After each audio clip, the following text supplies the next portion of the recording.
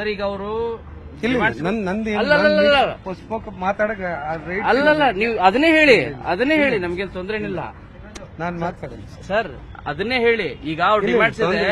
ನಾನು ಡಿಮ್ಯಾಂಡ್ಸ್ ನಾವು ಅಡ್ರೆಸ್ ಮಾಡಿ ನಾ ಗೇಟ್ ಹತ್ರ ಬರ್ತೀನಿ, ದಯವಿಟ್ಟು. ನಾ ಗೇಟ್ ಹತ್ರ ನಾ ಬರಲ್ಲ ಸರ್. ಒಂದ್ 10 ನಿಮಿಷ ಗೇಟ್ ಹತ್ರ ನಾನ್ ಬರಲ್ಲ. ಒಂದ್ ನಿಮಿಷ ಕೈ ಬಿಡ್ರಿ.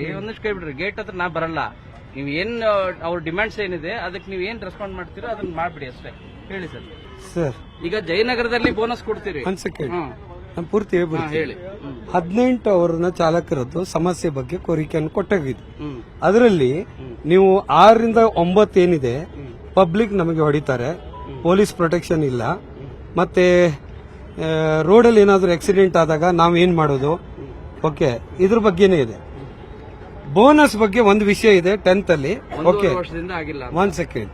ಸ್ಯಾಲರಿ ಸ್ಲಿಪ್ ಇಲ್ಲೇ ಇದೆ, ಸ್ಯಾಲರಿ ಸ್ಲಿಪ್ ಕೊಡ್ರಿ. ಇಲ್ಲ, ನನ್ನ ಹತ್ರ ಫೋಟೋ ಇದೆ. ಅದರಲ್ಲಿ ಮಾತ್ರ ಮಾಡ್ತಾರೆ, ಕೊಡೋದಿಲ್ಲ ಅವರು ಅಂತ. ಅದು ಏನು ಮೆನ್ಷನ್ ಆಗಿದೆ, ಅದು ಅಮೌಂಟ್ ಕ್ರೆಡಿಟ್ ಆಗಿದೆಯಲ್ಲ, ನೀವೇ ಚೆಕ್ ಮಾಡ್ಬಿಡಿ. ಓಕೆ, ನೀವೇ ಚೆಕ್ ಮಾಡಿ. ಬೋನಸ್ ಅಂತಿದೆ. ಬೋನಸ್ 1250 ರೂಪೀಸ್, 1250 ರೂಪೀಸ್ ಏನ್ ಬೋನಸ್ ಇದೆ ಅದು ಮಂತ್ಲಿ ಎಲ್ಲರಿಗೂ ಕ್ರೆಡಿಟ್ ಆಗ್ತಾ ಇದೆ. ನೀವೆಲ್ಲ ಎಂಪ್ಲಾಯೀಸ್ ಕರೆದ್ಬಿಟ್ಟು ಚೆಕ್ ಮಾಡಿ. ಒಂದ್ ಸೆಕೆಂಡ್, ಅದರಲ್ಲಿ ಏನ್ ಸ್ಯಾಲರಿ ಸ್ಲಿಪ್ ಇದೆ ಆ ಅಮೌಂಟ್ ಬಂದಿದೆಯಲ್ಲ ನೀವು ಚೆಕ್ ಮಾಡ್ಬಿಡಿ. ಅವ್ರ ಅಕೌಂಟ್ ತೆಗೆದ್ಬಿಟ್ಟು ಬ್ಯಾಂಕ್ ಸ್ಟೇಟ್ಮೆಂಟ್ ತೆಗೆದ್ಬಿಟ್ಟು ಚೆಕ್ ಮಾಡ್ಬಿಡಿ. ಓಕೆ, ಅದನ್ನ ಏನ್ ಬರುತ್ತೋ ಆ ಟ್ರಾನ್ಸ್ಪರೆನ್ಸಿನ ನೀವು ಪಬ್ಲಿಷ್ ಮಾಡಿ.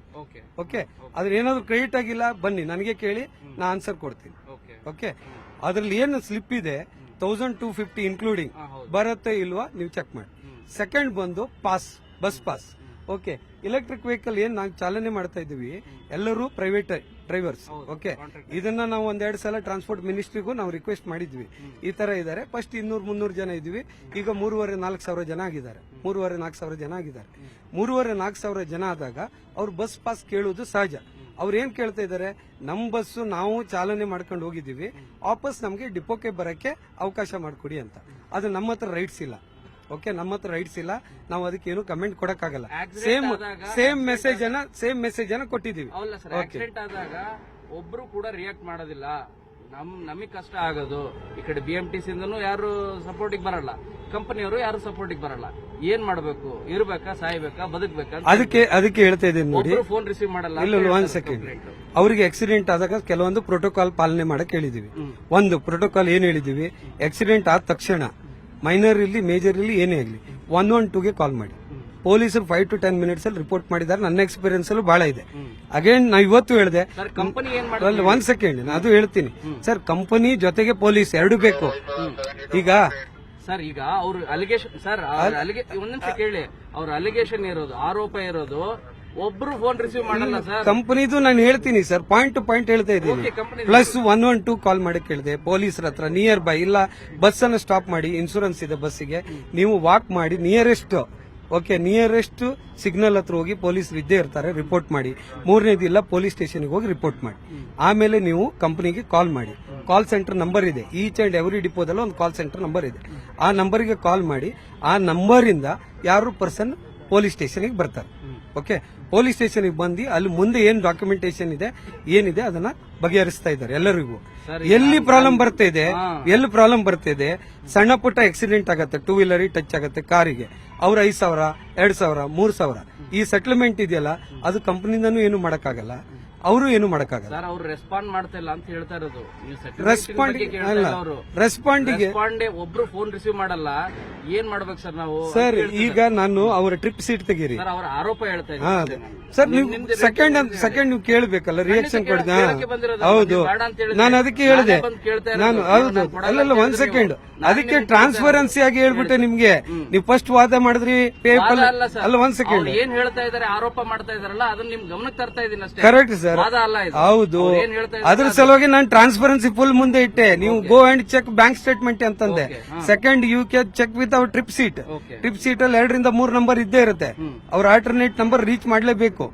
ಓಕೆ, ಮಾಡಿದಾಗ ನಿಮ್ಗೆ ಬೆಂಗಳೂರಲ್ಲಿ ಇದೆ, ಒಂದಿಂದ ಒಂದು ಸ್ಪಾಟಿಗೆ ಹೋಗಕ್ಕೆ ಕಾಲಾವಕಾಶ ಅಂತೂ ಬೇಕು, 30-40 ಮಿನಿಟ್ಸ್ ಅಂತೂ ಬೇಕು. ಸರ್, ಫೋನ್ ರಿಸೀವ್ ಮಾಡಲ್ಲ ಅಂತ ಹೇಳ್ತಾ ಇರೋದು. ಫೋನ್ ರಿಸೀವ್ ಈಗ ಫೋನ್ ರಿಸೀವ್ ಮಾಡಿರೋದು ಅವ್ರು ಹೇಳ್ತಾ ಇರೋದು ಅಲಿಗೇಷನ್ ಬಹಳ ಸಿಂಪಲ್.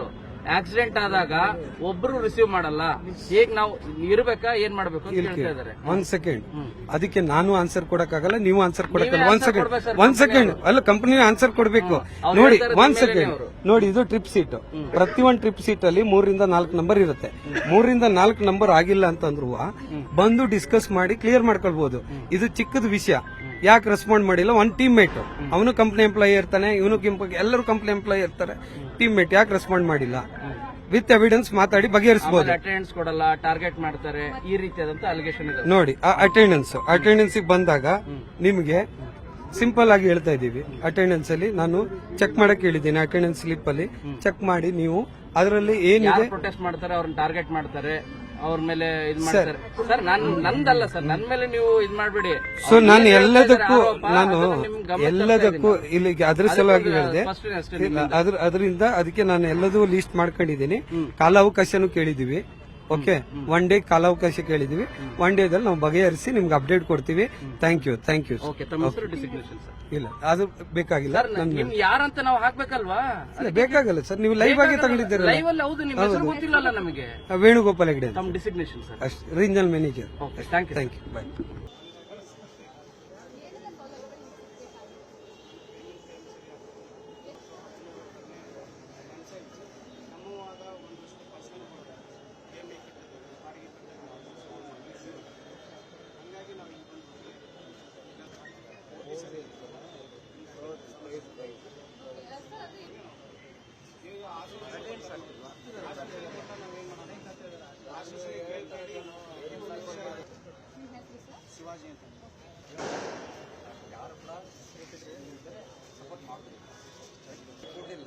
ನಮ್ಮನ್ನೇ ಆಚೆ ಕಳಿಸಿದ್ವಿ.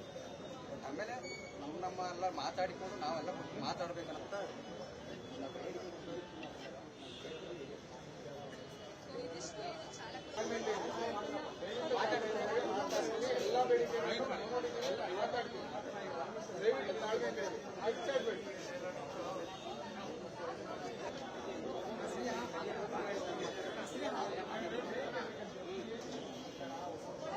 ಹ್ಮ್ 0867 ಹೆಸರು ಸರ್, ಬನ್ನಿ ಸರ್.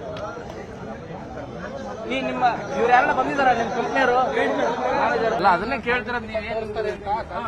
ಬೇರೆ ತರ ತೋರಿಸ್ತಾರೆ ಸರ್, ಬೇರೆ ಅವ್ರಿಗೆ ಫಸ್ಟ್ ಕ್ಲಾಸ್ ಅಂತ ತೋರಿಸ್ತಾ ಇದ್ದಾರೆ, ನಮ್ಗೆ ಬೋನಸ್ ಅಂತ ತೋರಿಸ್ತಾರೆ. ಈ ಬೋನಸ್ ಅವ್ರು ಕೊಟ್ಟವ್ರು ಎಲ್ಲ ಒಂದು 4-5 ಕೊಟ್ಟವ್ರೆ. ಇದ್ರ ಬಗ್ಗೆ ಯಾರು ಅವ್ರು ಕೇಳಿ ಇಲ್ಲ, ಟ್ರಿಪ್ ಶೀಟ್ ಅಲ್ಲಿ ನಂಬರ್ ಇರುತ್ತಲ್ಲ, ಆ ನಂಬರ್ ಕಾಲ್ ಮಾಡಿದ್ರೆ ಫೋನ್ ಎತ್ತಾರೆ. ಕೇಳಿ ಬಸ್ಸಲ್ಲಿ ಡ್ರೈವರ್ ಮಲಗಿದ್ದಾನೆ, ಮಾರ ರಿಸೀವ್ ಬಂದಿದ್ದಾರೆ. ಅವಾಗಿಂದ ಅವಾಗಲೇ ಬರ್ಬೋತಾನೆ. ಏನಾರು ಆಯ್ತು ಅಂದ್ರೆ ನೀವೇ ಕ್ಲಿಯರ್ ಮಾಡ್ಕೊಂಡ್ ಬನ್ನಿ, ನೀವೇ ಮಾತಾಡಿ. ಅಲ್ಲ, ರಿಯಾಕ್ಟ್ ಮಾಡಕ್ಕೆ ತಯಾರಿಲ್ಲ, ಕರೆಕ್ಟಾಗಿ ಹೇಳುದು. ನಾವು ಅದನ್ನ ಕೇಳಿದ್ವಲ್ಲ, ನೀವು ಹೆಸರು ಹೇಳಕ್ಕಾಗಲ್ಲ ಅಂದ್ರೆ ಹೋಗ್ಬಿಡಪ್ಪ, ನೀನು ಇಲ್ಲಿ ಬಿಟ್ಟು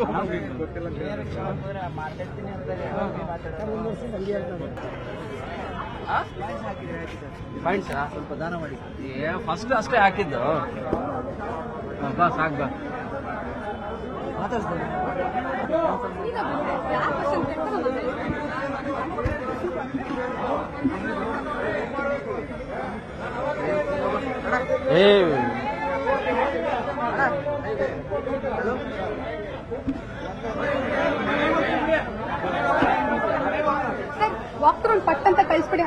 ನಿರ್ಭೀತ, ನಿಷ್ಪಕ್ಷಪಾತ, ವಿಶ್ವಾಸಾರ್ಹ ಸುದ್ದಿಗಳಿಗೆ ಮತ್ತೊಂದು ಹೆಸರಾಗಿರುವಂತ ನ್ಯೂಸ್ 18 ಕನ್ನಡ ಈಗ ಆಪ್ನಲ್ಲೂ ಲಭ್ಯವಿದೆ.